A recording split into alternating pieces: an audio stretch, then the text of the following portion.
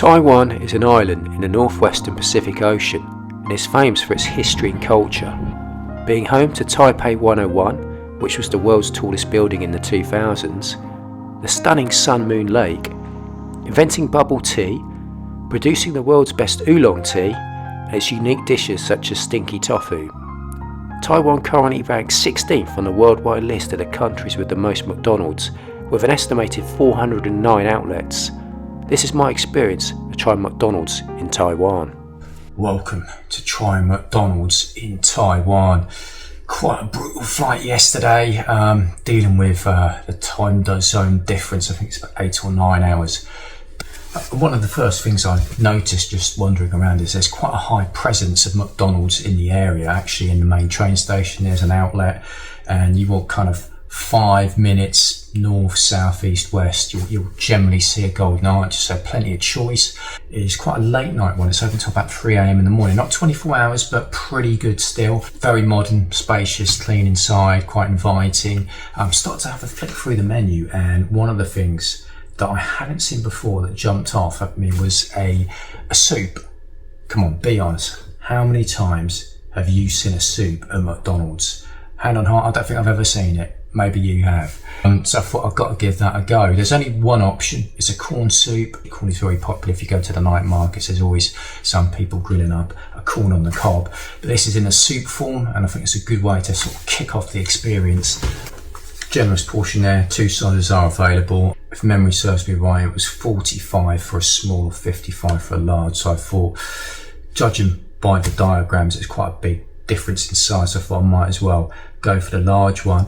I'm interested to see, is it just the flavour of sweet corn? Do you actually get little kernels of sweet corn in there? Let's find out. I mean, it's quite a vibrant yellow colour, as you expect, since that's what sweet corn is. Dive in with a spoon, see if we can find any kernels of... Oh, there we go.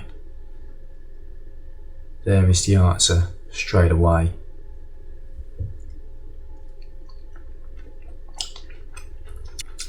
Yeah, well, that's actually quite a hearty starter. I mean, I don't think I've ever had sweet corn soup before. My main sort of soup eating experience is mainly sort of tomato soup, mushroom soup, vegetable soup, that kind of thing. So this is a little bit different. And when I say vegetable soup in the UK, that's generally stuff like carrots and peas, potatoes, chopped up in broth. Don't usually have a sweet corn based one there. I think what quite works well is that the broth has got a very slight saltiness to it, and that's complemented quite well with the slight note of sweetness from the actual kernels of sweet corn in there. It's got a bit more body to it than I expected. I thought it'd be a little bit watery, a little bit bland. It's a bit more wholesome than that, so it sort of surprised me a little bit in a good way. It's quite a nice way to kick off. And of course, next up we're looking at a main course, and it's expansive. It says quite interesting to on a filet fish. We could get the filet fish plus fries plus a beverage for 99 Taiwanese dollars, which works out about £2.53, which is fantastic value if you're on a budget there. In terms of the more signature options, the main signature option that I saw was a salmon burger. You know, when you talk about McDonald's and you mention fish items, the first thing that comes to mind is filet fish, and that's pretty much generally the only fish item on the menu. But here, we do have filet fish, but we've also got a premium salmon burger, and I thought that looks pretty interesting. I do like a bit of salmon. I don't think I've ever had a salmon burger at McDonald's, so this was my choice. The main decision I then had to make was, am I going to double up? And generally from experience, it's a tough one, because when I double up, I sometimes think this is a bit too much. And when you just have the single patty, you think it's not quite enough. I have doubled up, so I think it's 20 Taiwanese dollars extra, so a little bit more, but I think it's worth it. Another interesting twist is the signature box. Quite commonly, the signature range, the premium range, will be a black box with gold writing. Here, we still got the gold writing, but we got a blue box, so that's a little switch up there. I like the look of the packaging. Let's hope the burger is as good as the packaging. Lift up the lid.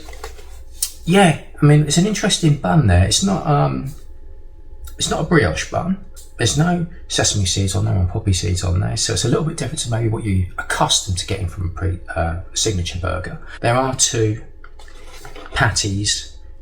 I'm assuming some form of breadcrumb, and we've got the sauce on this. So it comes with, I think, like a fish cod roe sauce. I think traditionally, if you have a piece of salmon, you might have a dill-based sauce. Maybe this is a take on maybe a Mary Rose sauce. So a Mary Rose would be sort of a mixture of a ketchup and a mayonnaise, which is quite popular with seafood in general. Apart from the 2 patties and the sauce, the only salad item I can see, leaf of lettuce. And apart from that, I think all we've got is maybe some sliced up onion and some further sauce on the bottom bun. So it's a little bit light on the salad element. So hopefully the fish pulls it through. Let's dive in.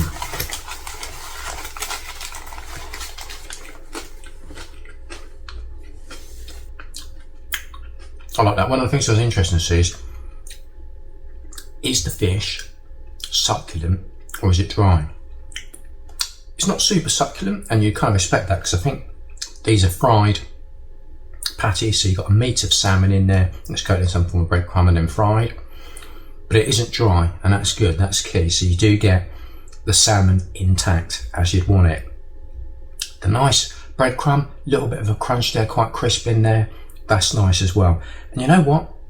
I think the sauce has exceeded expectations because there's a very, very subtle warmth to it.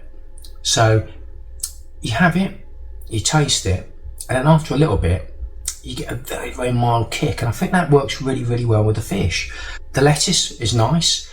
The bun, like I said, is not a brioche bun, but I don't think it needs it. I think the fish speaks for itself. So the only thing I would possibly say is maybe like an additional bit of salad in there. But apart from that, I think it's a really nice burger. So pretty pleased with the salmon burger. My first time having salmon at a McDonald's restaurant. Given how well this one's panned out, hopefully it won't be my last time.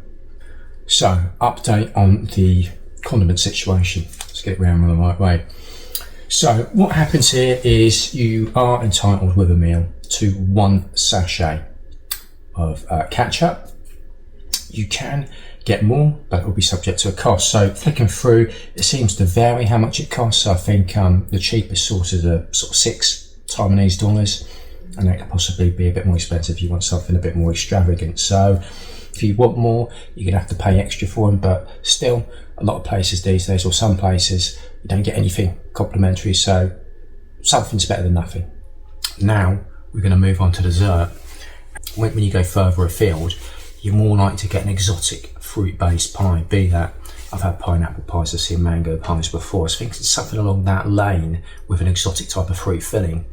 We haven't got that here. The only option I could see was an apple pie. An apple pie's fantastic, but I thought, what else have they got? So then I switched up to my usual go-to, which is the McFlurry. And the first option you see is just the classic Oreo McFlurry. But I did see a switch up.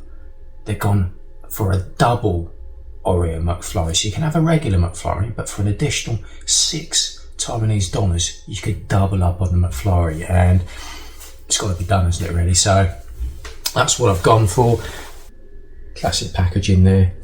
Don't know how well this is coming out. If you look at the top, absolutely smothered in Oreo crumb. Cannot see the McFlurry base there at all. Let's dive in for a spoonful here. Look at that.